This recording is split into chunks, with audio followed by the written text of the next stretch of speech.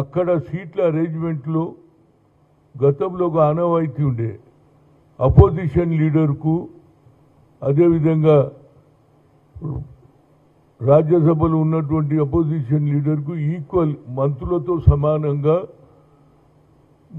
మూడో వరుసలో కూర్చోబెట్టిండ్రు. ఏదే కానీ మొదటి వరుసలోనే ఉండాలి.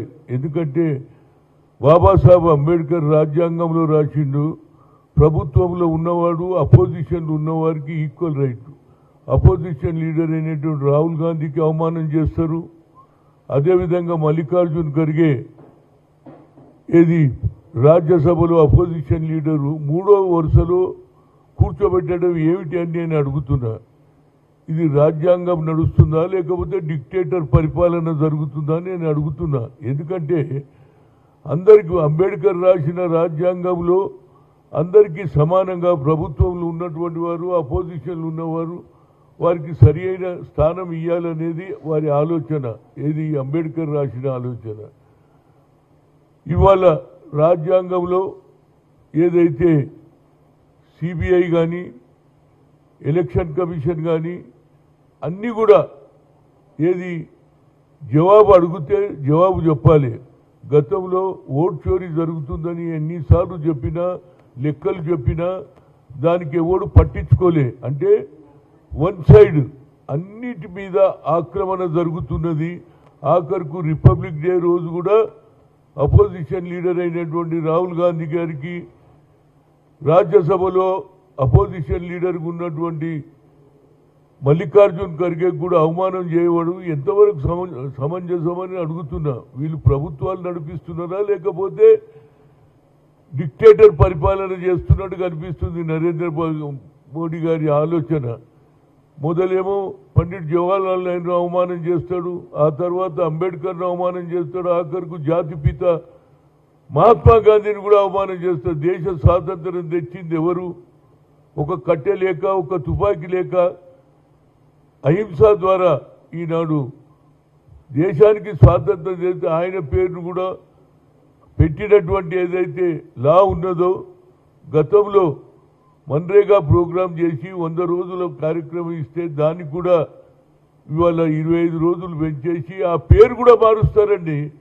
గతంలో ప్రతి డబ్బు కూడా రాష్ట్రాలకు వచ్చేది ఏది మన్రేగా గ్రామంలోనూ. కూలి వాళ్లకు 4 నెలలు ఎండాకాలంలో పని ఉండదు, తినడానికి తిండి ఉండదు అని ఆలోచన చేసి ఆ రోజులలో యూపీఏ ప్రభుత్వం సోనియా గాంధీ అదేవిధంగా మన్మోహన్ సింగ్ ఇచ్చినటువంటి చట్టాన్ని కూడా మారుస్తున్నారు. అంటే ఎంతవరకు ఇది న్యాయం అని నేను అడుగుతున్నా. ప్రజలు తెలుసుకోవాలి.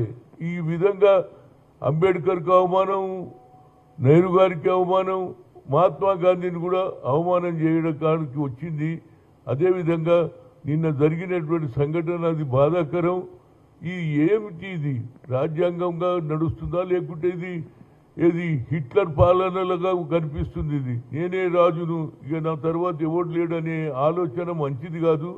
యాజ్ ఎ సీనియర్ లీడర్గా నేను 3 సార్లు రాజ్యసభలో ఉన్నా, నేను చూశాను ఈ కల్చరు. మేము అందరికీ కూడా అపోజిషన్ ప్రభుత్వంలో ఉన్న అపోజిషన్కు ఈక్వల్ రైట్స్ ఇచ్చినాం.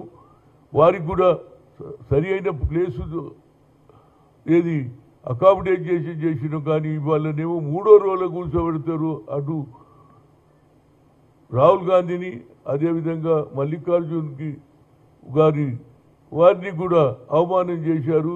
దీన్ని నేను ఖండిస్తున్నా. ఇలాంటి అవమానాలు సహించేది లేదు. ఇది డిక్టేటర్ పాలన, ఇది ప్రజాస్వామ్య దేశం. ఇంకో పక్క దేశంలో ఇంకో కొత్త కార్యక్రమం. అన్నిటికీ రామ్ పేరు చెప్పడం ఏం తప్పు చేసిండని మహాత్మా గాంధీ జాతిపిత ఎవరన్నారు?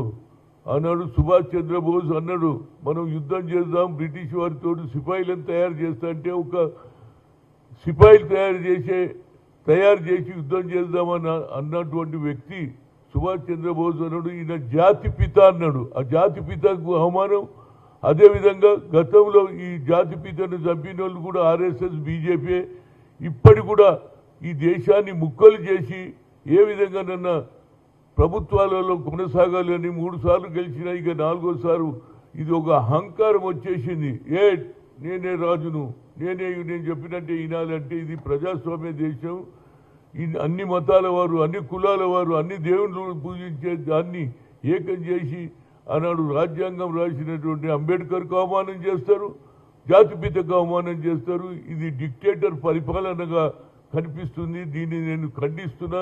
ఇలాంటి పరిపాలన వల్ల ఏది మీరు 4 రోజులు గొప్పలు చెప్పుకోవచ్చు, కానీ ప్రజలు గమనిస్తున్నారు. ఈ దేశాన్ని ముక్కలు చేసేసి మళ్ళా రాజ్యాంగంలో తమ ప్రధానమంత్రి కావాలని ఓట్ల రాజకీయాలు చేయడం ఇది మంచి పద్ధతి కాదు. ఎలక్షన్ అప్పుడే ఓట్లు, కానీ ఎలక్షన్ కాకముందు కూడా అపోజిషన్ను చిల్లరగా అపోజిషన్ను ఏది మీది ఏమి లెక్కలేదు అని చెప్పడానికి చెప్తున్నావు.